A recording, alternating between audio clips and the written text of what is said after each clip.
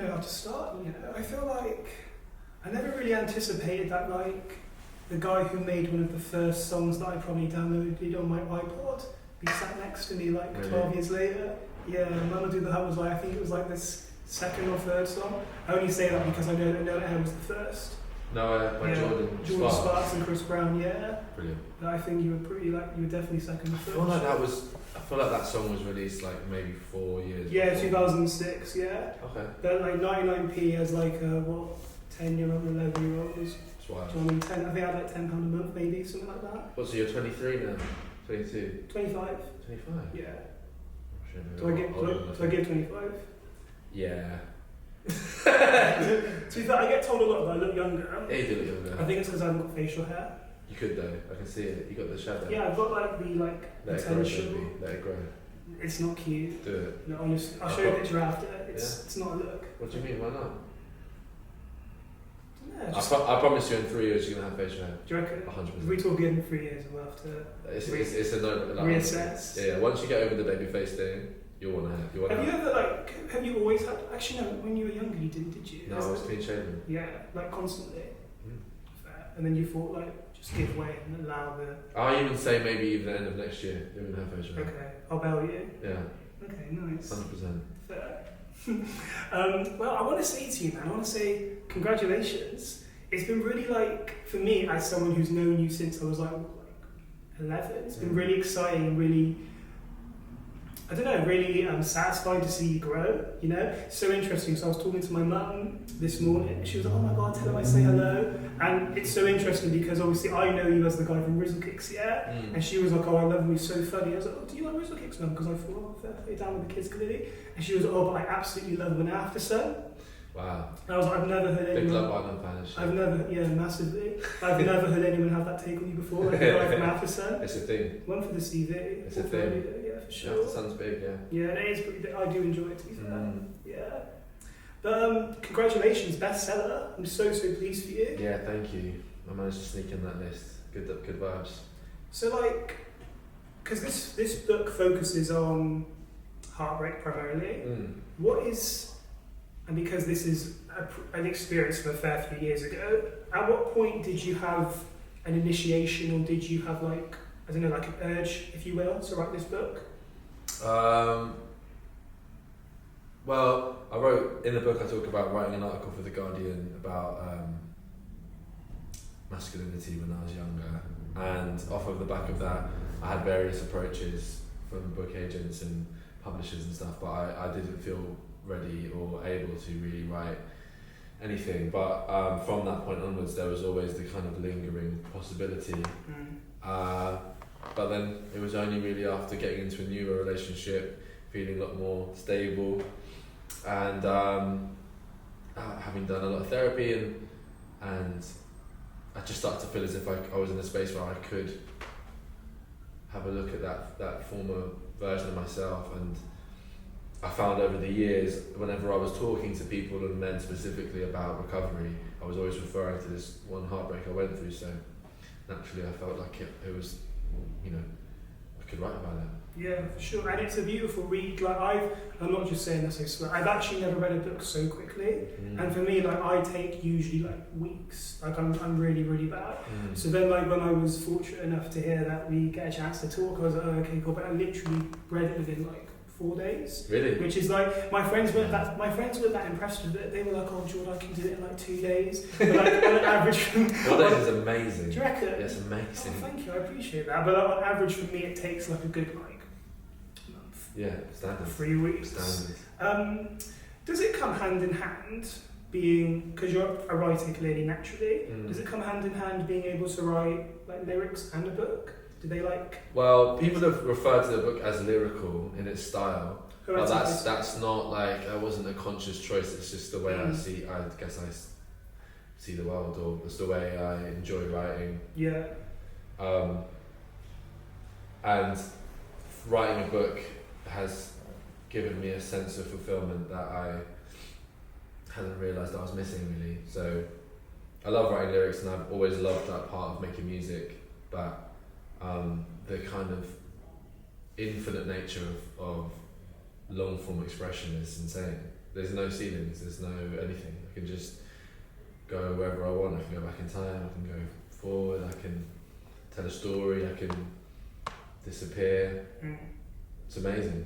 And also my agent and my editors encouraged me to write in the style that people will see in that book, which is unusual, short, staccato, intense. It's how my mind works. So I think it works though. I think it's appealed to a lot of people, and for me especially, I feel really fortunate to, I said this to you yesterday when I met you, I feel really lucky that someone who looks like me is actually doing this. Do you know what I mean? And I find that I really enjoy how it's, I don't know if this is the right word, but I really enjoy how it's like somewhat playful, and like a lot of parts of the book are quite funny when they probably shouldn't be. Yeah. Do you know what I mean? There's a bit, and I think this bit's so funny, it's where you've been emailing your ex-girlfriend, I think she's not responding at this point, and I can't remember what she said to you exactly, but I think your interpretation was that's her saying, good luck, but piss off basically. Yeah. And I really enjoy how you can find humour, or you can make humour in times that aren't that like pleasant, I think it makes it a more enjoyable read, in my opinion. Years ago someone told me that all good writing has comedy and tragedy. So yeah, I actually realised quite quickly with my editors that there were some things that people were finding funny. Even a good friend of mine who's an incredible writer themselves, I remember getting a note from an editor being like, highlighting a passage. He would highlight, I had two editors, Melissa and Francis, but they would highlight passages they thought were particularly good. Sometimes they wouldn't contextualise why. And there was just one highlighted passage, and I remember being like, I don't even know why they like that bit. Like I remember saying to my friend, like, can I just read you this bit? And can you explain to me why they highlighted it? And he was like, because it's hilarious. And I was like, I did not even mean for that to be funny. Yeah. But it was because I guess I was just trying to get at something, and the way I naturally speak can sometimes just come off as, and I'm happy for that. I want people to enjoy that. And tragedy is funny, just fundamentally. I think it's really important to find humour in dark times, because I think you would just go crazy otherwise. Like I find like, I don't know, like some, what's the term? I can't think what the phrase is, but I do think like in times of like tragedy, like you say, if you're able to find some light and some humour to make it somewhat more, I guess, plausible, if you will, then if it works, it works. Yeah, definitely. One thing I really appreciate about you in this book is the fact that you're very accountable. I think like being able to take accountability, I think it's a real skill. I think it's a real trait of courage, and I really respect it of you, because even though like, I think there's even points in the book where you'll talk about how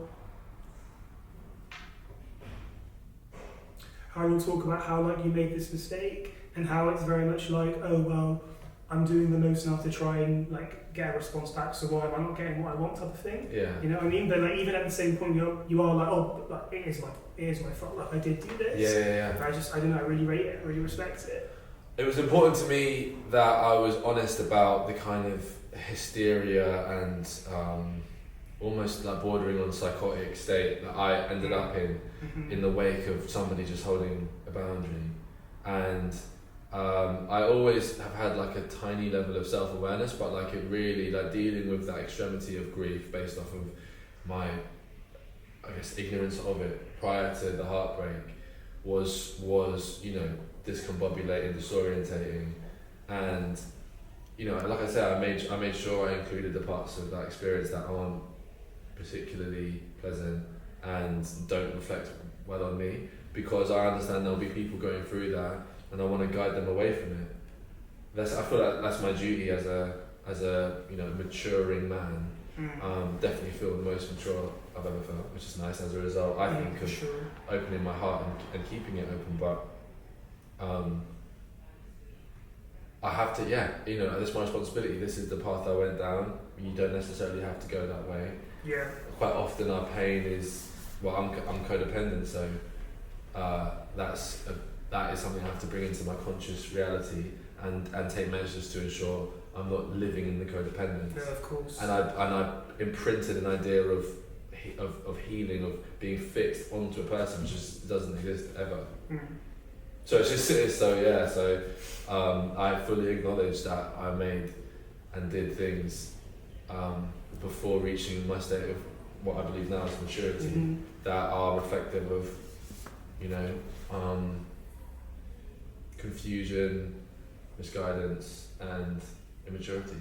Are you a believer in that everything happens for a reason? Yeah, actually, yeah. I think I'm a believer in synchronicity. Can you define that? So, I really believe there are patterns everywhere, and it's our responsibility to recognise those patterns, and there can be a grounded understanding of that, which would be like, you know, maybe a mathematician can understand patterns in, you know, complicated numerical sequences, or a zoologist might notice patterns in you know the mating of the animal, whatever. Like emotional intelligence would be, which is what I've hoped I've achieved in the book, is recognizing making those same mistakes again and again won't lead to any other space, so you have to make different choices. Yeah. But if I keep pushing that out and become more and more existential with it, I like to believe that we can always find our way out of situations or into other situations by respecting and acknowledging that life just offers patterns and spaces, and people will argue, cynics will argue, you know, we invent that in our heads, you know, people who like repeated numbers, or people who will reach for a thing like, oh my god, that person's birthday is it. But I personally am a big believer in that. Why not? Yeah. Literally, why not? Even if it's delusional, why not? I like to live in delusion, to be honest. Yeah. It keeps me going. My biggest delusion was that eventually Shooty Gatwa will marry me. That's the thing Sure. I'm rooting for. So Sure. He's a lovely guy. I'm yet to know, but Yeah. we all know soon enough. Yeah. But yeah, so everything happening for a reason is a tough one, because life can be horrendous, and people can lose loved ones for actually clearly no apparent reason.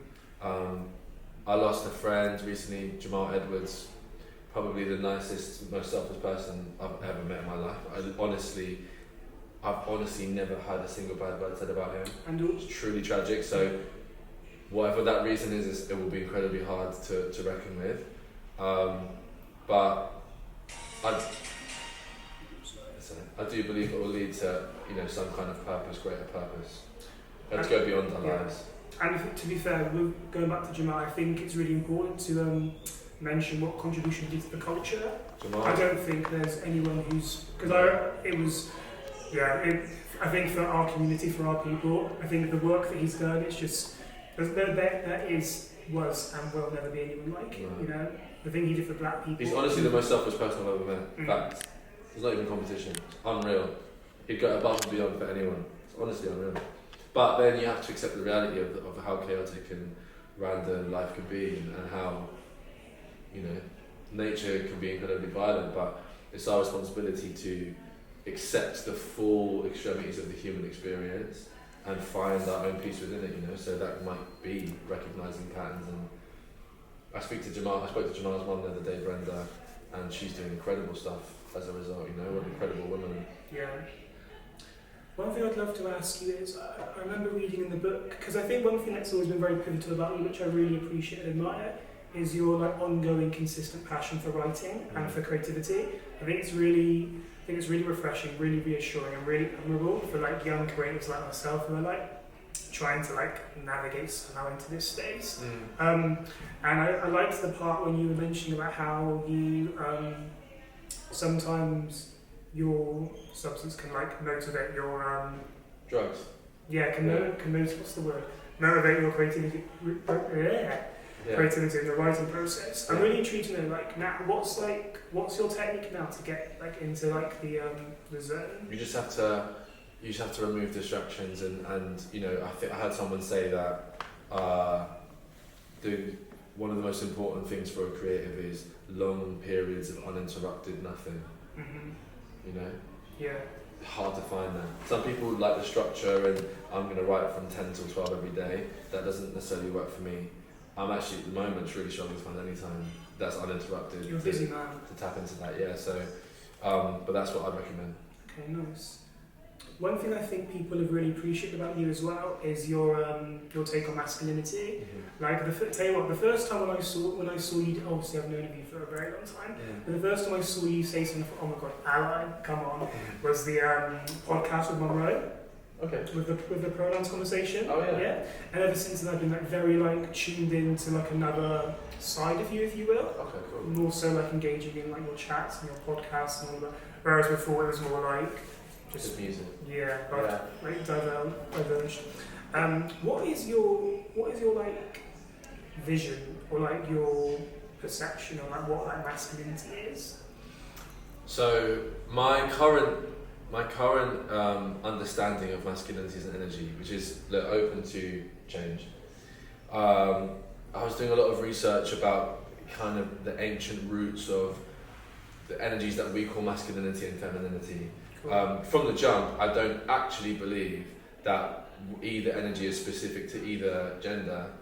However, I do think that the kind of traits associated with these energies are established in the differences, like literally quite literal biological differences between genders. Cool. So in my mind, femininity in its divine sense is a expression of devotion. This is just my belief. Well, it's inspired by other beliefs, and it's an expression of devotion. And my idea of divine masculinity is an expression of protection, right? Okay. And then there are extremes on both. So what we would call, I guess, toxic masculinity, or it would be too much protection, which leads into an isolation, complete detachment, disconnection from the world, which we end up talking about a lot because we can't understand why there is this lack of ability to have a strong sense of community. There are a lot of men who are growing up who are getting old alone. It's a big issue. There's a lot of addicts, which is of course as a result of a lack of belonging. And yeah, it's just not ideal. And then the extremity on the other side, which maybe would be controversial to discuss, but I don't think it should be. The toxic femininity would be, actually I don't think it's controversial at all.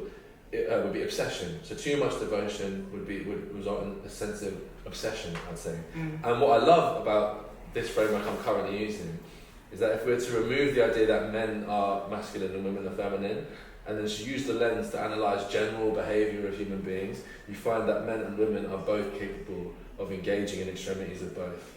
So a fun example would be like, I would argue that football fandom is actually toxic femininity. Because of the obsession. Yeah. Okay. If you're unable to separate your everyday life from 21 millionaires having a kickabout, I would argue that you need to pull back a little bit.